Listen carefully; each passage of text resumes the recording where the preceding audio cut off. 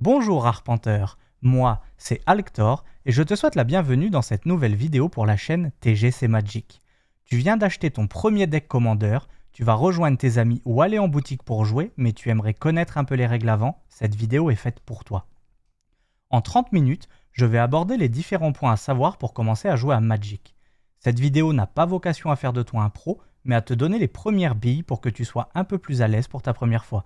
Si après ça tu souhaites en savoir plus, tu retrouveras des vidéos plus détaillées sur la chaîne. Assez de blabla et place à la présentation. On se retrouve devant la présentation pour apprendre à jouer à Magic the Gathering. L'objectif, ça va être de vous donner les grandes lignes pour jouer à Magic. Vous venez d'acheter votre deck Commander en magasin ou sur internet, vous venez de le recevoir, vous allez rejoindre vos amis pour faire une partie de Commander par exemple, mais vous n'avez jamais touché à Magic, vous ne connaissez pas du tout les phases de jeu, comment se déroule un tour, comment on lit des cartes et ce genre de choses. Donc moi, là, l'objectif de cette présentation, ça va être de vous donner tout ça, toutes ces grandes lignes rapidement pour que le temps d'un petit trajet en métro, en bus ou autre, vous puissiez savoir ou du moins connaître quand même un petit peu la manière dont on joue à Magic. Si jamais vous voulez rentrer plus dans le détail sur certains points, il y a des vidéos complémentaires sur la chaîne qui aborderont certains points de manière plus détaillée. J'ai découpé cette présentation en plusieurs parties. On va d'abord parler de la mise en place, on parlera ensuite de la zone de jeu, du mana, des différents types de cartes, on va voir comment on lit une carte, les différentes phases d'un tour, la vitesse de lancement des sorts, la priorité et la pile.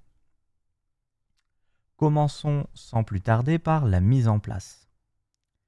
On va tout d'abord mélanger notre bibliothèque. Donc notre bibliothèque, c'est notre tas de cartes, c'est avec ça qu'on va jouer. On va faire couper cette bibliothèque par un adversaire et on va enfin déterminer le premier joueur. Le premier joueur, on va le déterminer au hasard, soit par des lancements de dés, soit par une application qui permet, vous savez, sur le smartphone, on pose le doigt, enfin tout le monde pose le doigt, et il y en a un qui a une couleur, c'est lui qui est sélectionné comme premier joueur. Une fois le premier joueur déterminé, l'ordre de jeu se fera dans le sens des aiguilles d'une montre. Une fois que ces différents points ont été réalisés, on va piocher notre main de départ. La main de départ, elle est composée de 7 cartes. Si jamais, sur les 7 cartes que vous venez de piocher, vous n'avez pas assez de terrain ou vous avez que des créatures ou ce genre de choses, en fait, que votre main de départ ne vous convient pas, vous allez pouvoir réaliser ce qu'on appelle un mulligan londonien. Comment on réalise un mulligan londonien? Eh bien, en fait, on va remélanger notre main de départ dans notre bibliothèque, on va de nouveau piocher 7 cartes, et pour chaque mulligan qui a été effectué, on va mettre une carte de notre main sous notre bibliothèque. Donc ça veut dire que j'ai pioché mes 7 premières cartes, elles ne me conviennent pas. Je vais remélanger ma main dans ma bibliothèque, donc je remélange toute la bibliothèque. Je repioche 7 cartes, et comme j'ai réalisé un mulligan, il faudra que je prenne une carte de ma main, donc je choisis celle que je veux, et je la mets sous la bibliothèque. Si je réalise 2 mulligans, parce que le premier ne me convient pas non plus, il faudra que je mette 2 cartes sous la bibliothèque, et ainsi de suite. Il n'est pas possible d'effectuer de mulligan lorsque notre main de départ est composée de 0 cartes. Et pour information, dans certains formats comme le Commander, le premier mulligan est gratuit. Donc ça veut dire qu'on va repiocher cette carte, mais on n'en mettra pas une sous la bibliothèque. Une fois que tout ça a été fait, on va parler un petit peu de la zone de jeu. Où est-ce que je vais mettre mes cartes? Comment je vais les jouer? Tout d'abord, la zone de jeu, elle est composée du champ de bataille, de la zone de compteur de points de vie. Alors cette zone-là peut être remplacée par un téléphone, par exemple. On va retrouver la zone de la bibliothèque, la zone de commandement, le cimetière et l'exil. Donc si on prend un exemple de tapis, comme celui qu'on a en fond de cette présentation, ça pourrait ressembler à ça pour ce qui est d'une zone de jeu. Certains joueurs vont inverser le cimetière, l'exil, la zone de commandement, ce genre de choses, mais de manière générale, un champ de bataille ressemblera à ça. Du moins, une zone de jeu ressemblera à ça. Moi, le champ de bataille, j'aime bien le rediviser en 3 parties. En haut, je vais positionner mes créatures. Au milieu, je vais mettre mes artefacts, mes enchantements, ce genre de choses. Et en bas, je vais mettre mes terrains. Donc si on vire le texte pour utiliser plutôt des images de cartes, voilà à quoi pourrait ressembler une zone de jeu. En haut, on retrouve un dé qui nous permet de traquer nos points de vie. Dans la zone du commandant, en commandeur, on va retrouver notre commandant, notre bibliothèque qui est face cachée, tout en bas, 4 terrains différents, et au-dessus de nos terrains, un enchantement de sous-type saga. Les terrains qu'on peut voir ici, ils nous permettent de générer du mana. Mais qu'est-ce que le mana? En fait, le mana dans Magic, c'est ce qui va nous permettre de payer un coût, entre autres, pour lancer des sorts ou activer des capacités. Il existe 5 couleurs de mana qui sont plaine, île, marée, montagne et forêt. Donc blanc, bleu, noir, rouge, vert. Il existe une 6e colorité, alors ce n'est pas vraiment une couleur puisque en fait ça s'appelle l'incolore. Donc c'est pas vraiment une couleur, mais ce n'est pas non plus un mana générique. On reparlera du mana générique un tout petit peu après, mais donc voilà, il faut retenir qu'on a 5 couleurs de mana et du mana incolore. Le mana, comme je l'ai dit, il permet de payer un coût. Donc si par exemple je prends des cartes, on peut voir que Atraxa, Voix des Prétors, en haut à droite, on a un coût. Si je veux pouvoir lancer ce sort, il va falloir que je paye 4 manas, dont obligatoirement un mana vert, un mana blanc, un mana bleu, un mana noir. La hache de lave, elle coûte 5 manas, 4 manas génériques, c'est pour ça que j'ai dit attention, ce n'est pas de l'incolore, on voit qu'il n'y a pas le losange dedans, donc c'est du mana générique. Donc je peux payer 4 manas de n'importe quelle couleur, ça pourrait être du bleu, du blanc, peu importe, et un mana rouge. Donc le sort il coûte 5 manas, dont obligatoirement un mana rouge. Le cachet d'ésotérisme, lui, il coûte 2 manas génériques, donc je peux le payer avec n'importe quelle couleur. Pour pouvoir, par exemple, lancer ma Atraxa Voix des Prétors, j'ai 4 terrains sur mon champ de bataille. On voit que la couleur correspond au mana dont j'ai besoin pour lancer Atraxa. Je vais pouvoir engager mes terrains.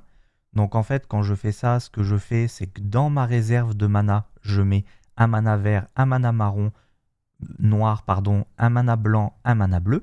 Et je vais utiliser ces manas pour payer le lancement de Atraxa Voix des Prétors, qui pourra donc arriver sur le champ de bataille. Elle passera d'abord par ce qu'on appelle la pile, mais on verra ça à la fin. On a pu voir que le mana, ça se génère à l'aide de terrain, mais on peut aussi générer du mana à l'aide d'artefacts, comme le cachet d'ésotérisme, ou même de créatures. On a certaines créatures qui vont pouvoir, par exemple l'elfe de l'ombre profonde et l'elfe de la noire, générer du mana en les engageant. On a parlé là des terrains, on a parlé des créatures, on a parlé également des artefacts, mais en fait il y a d'autres types de cartes.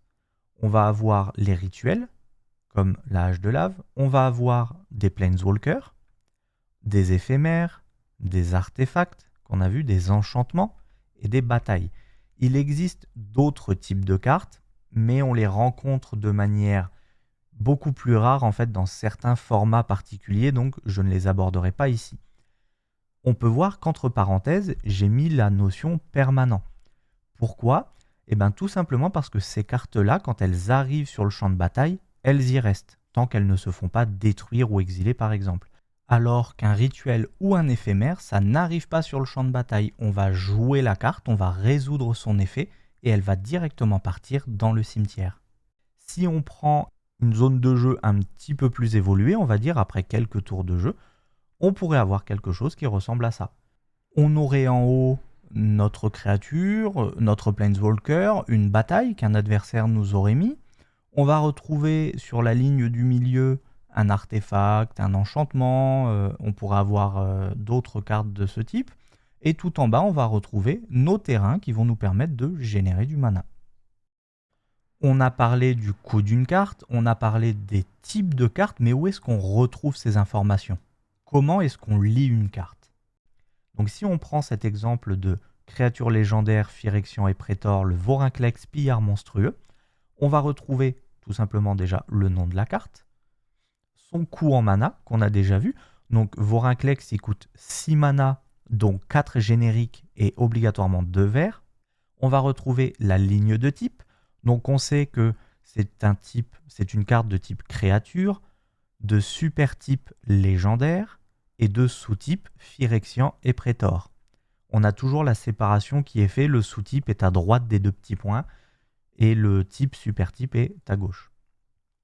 On va retrouver le symbole d'extension, l'encadré de texte qui va contenir les différentes capacités de notre carte et la force et l'endurance qui seront utilisées dans les phases de combat par exemple. Donc maintenant, je sais comment organiser ma zone de jeu, je sais comment payer le coût de mes cartes, je connais les différents types de cartes, je sais les lire, mais quand est-ce que je peux les jouer? Est-ce que je peux les jouer quand je veux? Est-ce qu'il y a des restrictions? Comment ça se passe? Est-ce que on joue, on l'a dit dans le sens des aiguilles d'une montre, mais comment est-ce que s'organise un tour dans une partie de Magic? Eh bien, à Magic, un tour va être divisé en 5 phases. On va retrouver tout d'abord une phase de début, ensuite une première phase principale, une phase de combat, une deuxième phase principale et une phase de fin. La phase de début, elle va être divisée en 3 étapes. On va avoir l'étape de dégagement.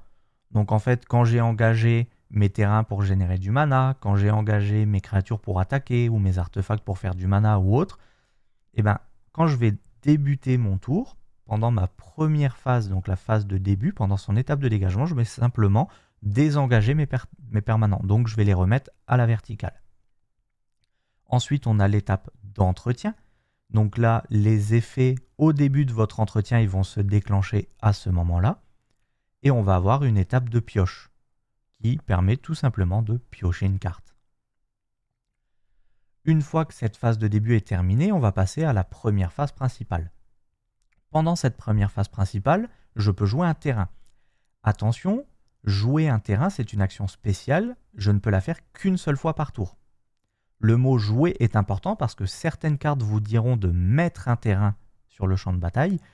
Ce n'est pas la même chose. On peut mettre autant de terrain qu'on veut tant qu'on a les effets qui nous le permettent. Par contre, on ne peut jouer par défaut qu'un terrain par tour puisque c'est une action spéciale qui est jouer un terrain. Pendant cette première phase principale, on va pouvoir lancer des sorts à vitesse éphémère. Donc ça va être soit des sorts de type éphémère comme on a vu, soit des sorts avec le flash. On va pouvoir lancer des sorts à vitesse rituelle. Donc les sorts à vitesse rituelle, ça va être les sorts de type artefact, enfin les cartes de type artefact, enchantement, créature, planeswalker, bataille, rituel. Et on va pouvoir activer des capacités. On avait vu par exemple les elfes de la Noire. Leur capacité, c'est qu'on les engage pour générer un mana vert. On va pouvoir le faire pendant la première phase principale, entre autres. Pour information, quand une créature vient d'arriver sur votre champ de bataille, donc quand elle n'était pas sous votre contrôle avant le début de votre tour, cette créature souffre du mal d'invocation. On ne peut donc pas l'engager pour payer le coût d'une de ses capacités activées. Donc par exemple, les elfes de la Noire, si je les joue pendant ma première phase principale, comme c'est une créature, l'elfe aura le mal d'invocation, je ne pourrai pas directement l'engager pour générer un mana vert.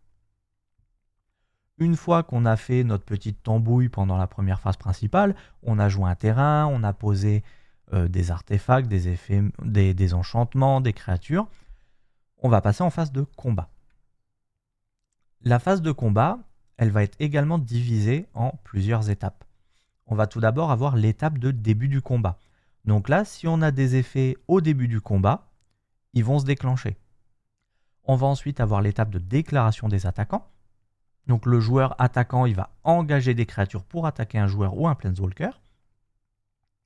Et donc, encore une fois, une créature qui n'était pas sur le champ de bataille sous notre contrôle lorsque on a pris notre tour, lorsqu'on a commencé notre tour, la créature souffre du mal d'invocation, donc elle ne peut pas être engagée pour attaquer. Le joueur attaquant, il peut attaquer plusieurs joueurs ou Planeswalker. Par exemple, on est en format Commander, on joue à 4. Je peux très bien attaquer mes 3 opposants d'un coup, à condition d'avoir suffisamment de créatures pour en attribuer une à chaque joueur. Et ensuite, dans cette étape de déclaration des attaquants, les effets à chaque fois que telle créature attaque vont se déclencher si la créature qui dispose de l'effet a été déclarée comme attaquante.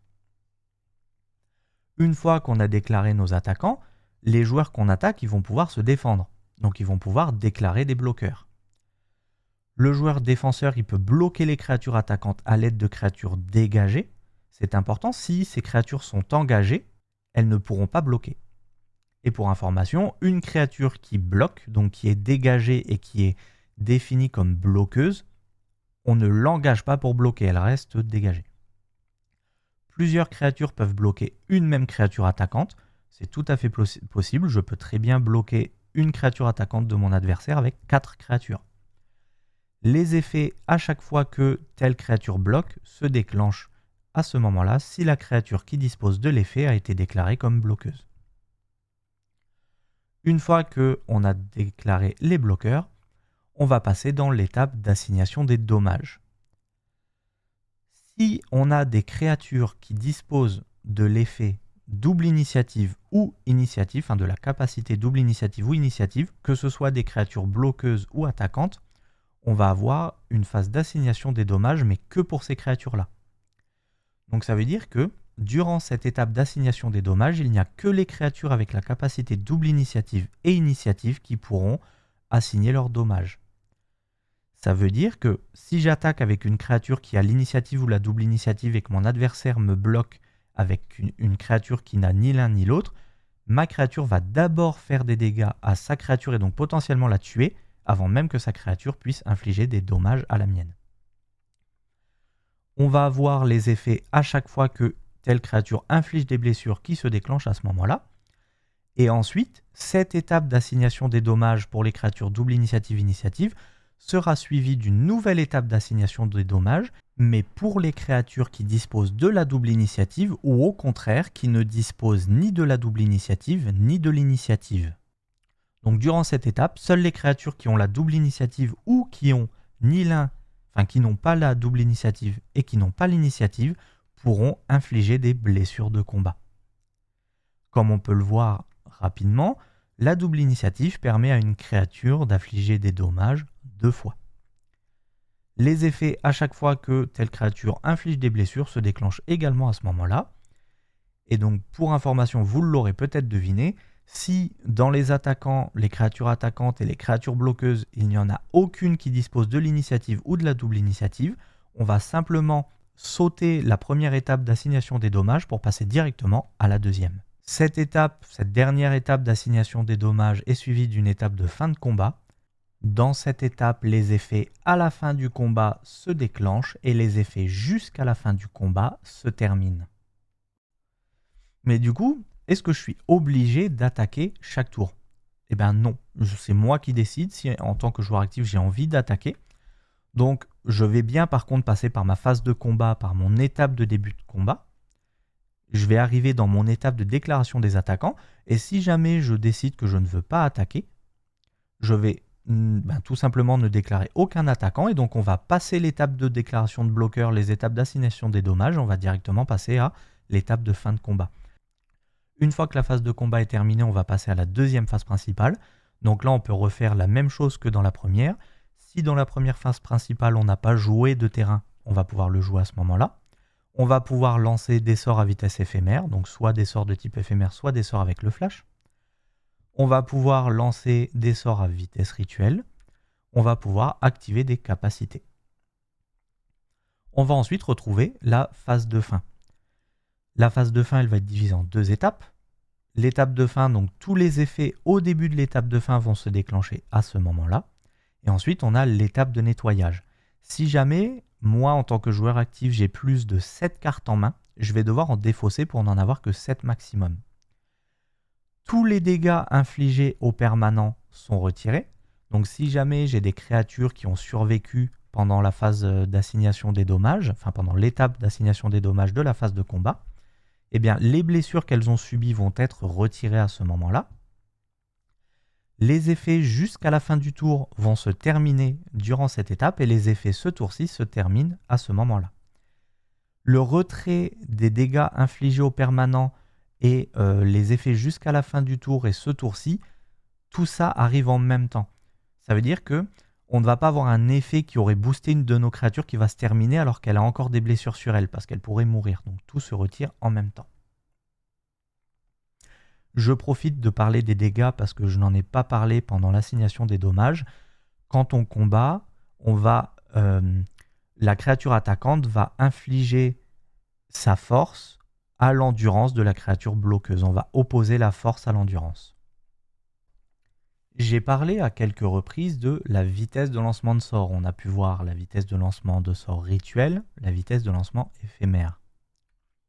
En fait, la vitesse de lancement de rituel, on ne va pouvoir lancer un de ces sorts qui a cette vitesse que pendant une de nos phases principales, lorsque l'on dispose de la priorité et lorsque la pile est vide. Contrairement à un sort à vitesse éphémère qu'on va pouvoir lancer à n'importe quel moment, tant qu'on a la priorité, et même si la pile n'est pas vide. Ce que ça permet de dire, c'est que on va pouvoir, pendant le tour de nos adversaires, lancer des sorts pour contrer les leurs, les bloquer ou du moins réagir. Par exemple, la personne me déclare des attaquants, je vais pouvoir, pendant son tour, lancer un sort à vitesse éphémère pour que mes créatures soient plus puissantes et tuer ces attaquants en les bloquant. Il faut savoir que les capacités activées, c'est des capacités qui ont une vitesse de lancement éphémère. Donc par exemple, les elfes de la Noire, pour les reprendre, ou même le labyrinthe 10 ou le guide bois délicat, ont des capacités activées, parce qu'ils ont des capacités de type coup 2 points, un effet. Par exemple, l'elfe de la Noire, le coup, c'est le fait de l'engager. L'effet, c'est d'ajouter un mana vert à notre réserve. Ça, c'est une capacité activée, donc on va pouvoir la jouer à vitesse éphémère.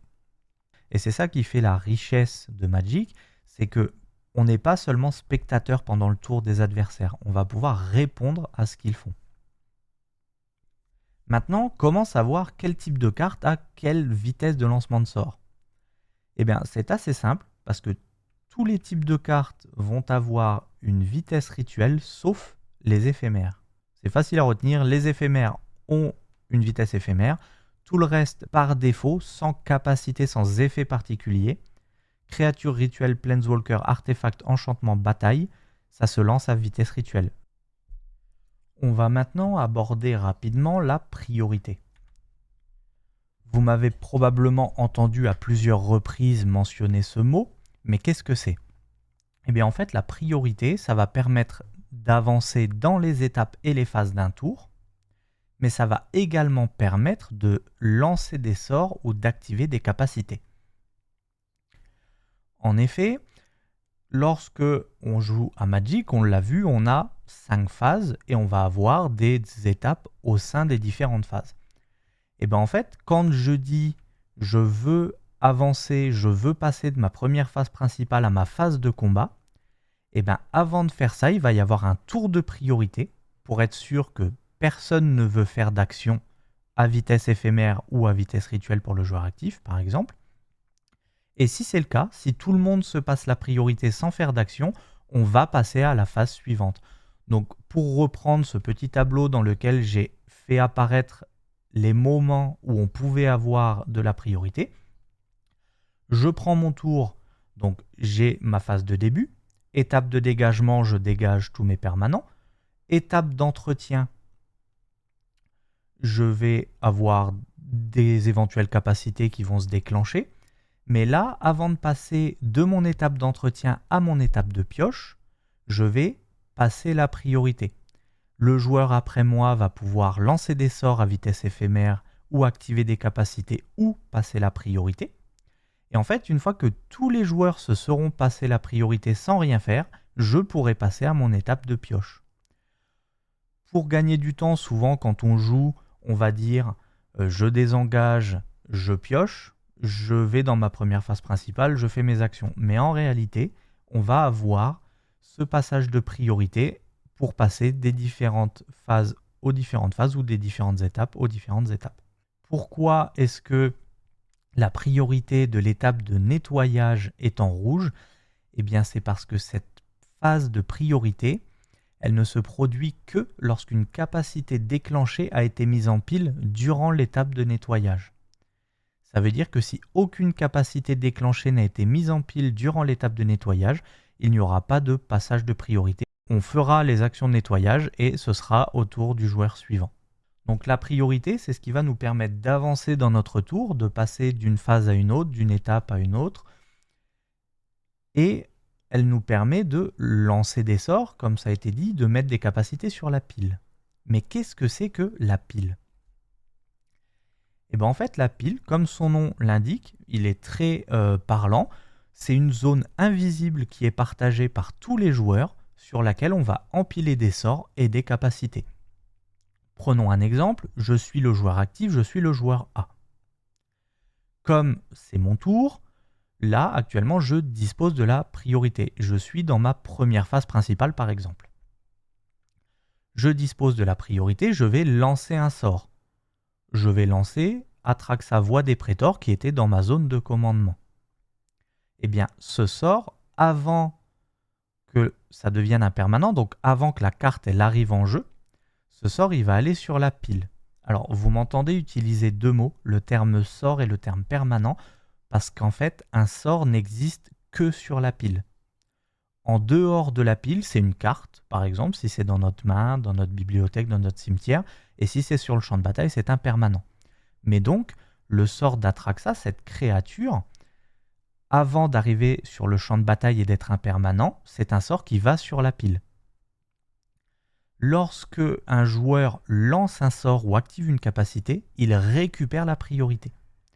Donc dans le cas présent, je viens de lancer un sort, je l'ai mis en pile, je récupère la priorité, ce qui veut dire que je pourrais relancer un autre sort à vitesse éphémère cette fois parce que la pile n'est plus vide et les sorts à vitesse rituelle ne se lancent que lorsque la pile est vide, ou bien activer une capacité qui du coup a une vitesse éphémère.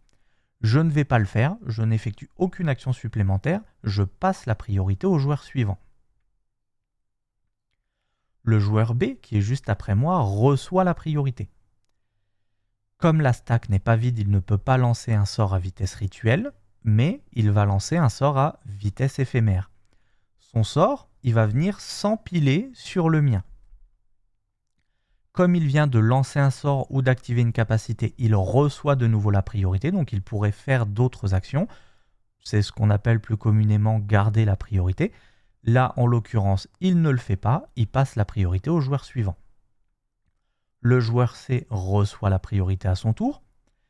Il va répondre en lançant un sort à vitesse éphémère qui va venir s'empiler par-dessus les deux autres. Comme il vient de lancer un sort ou d'activer une capacité, il va récupérer la priorité. Il ne va mener aucune action supplémentaire, il va passer la priorité au joueur suivant, qui est le joueur A, en l'occurrence parce qu'on joue à 3 dans cet exemple. Là, le joueur A, il pourrait décider de remettre encore un sort à vitesse éphémère ou une capacité dessus pour continuer à empiler tout ça, mais là, en l'occurrence, il va passer la priorité. Le joueur B, il va également passer la priorité. Et donc là, ce qui s'est passé, c'est que successivement, tous les joueurs, ils ont passé. Le joueur C avait la priorité, il a mis un sort en pile, il a passé. Le joueur A, il a passé. Le joueur B, il a passé. Donc là, on a bien eu un tour de table complet où tout le monde a dit « je passe ». Donc on va pouvoir résoudre le sort ou la capacité qui est la plus haute dans la pile. Donc là, en l'occurrence, on va résoudre le précepteur vampirique. Une fois qu'un sort a été résolu en pile, le joueur actif, il va récupérer la priorité. Donc là, le joueur actif, comme il a de nouveau la priorité, il pourrait de nouveau jouer un sort ou activer une capacité.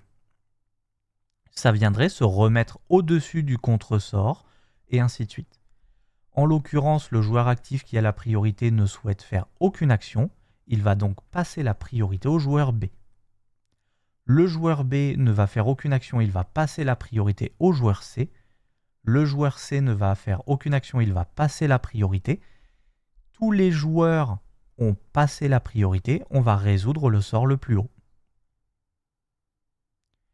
On va continuer de cette manière jusqu'à ce que la pile soit vide. Donc là, un sort a été résolu, le joueur actif reprend la priorité, il va passer, le joueur B va passer, le joueur C va passer, le sort va être résolu. La pile est désormais vide. Dans le cas présent, le joueur A, comme un sort a été résolu, il récupère la priorité. Maintenant que la pile est vide, il pourrait relancer un sort à vitesse rituelle, parce que là, désormais, il peut, ou bien ne plus faire aucune action et passer la priorité.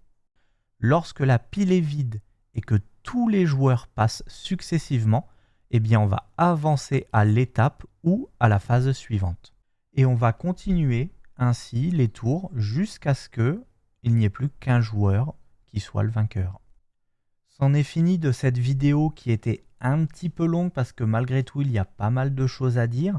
J'espère que ça aura été suffisamment clair, que la vidéo n'était pas confuse. Si jamais vous avez des questions ou des remarques, dans tous les cas, n'hésitez pas à les mettre dans les commentaires.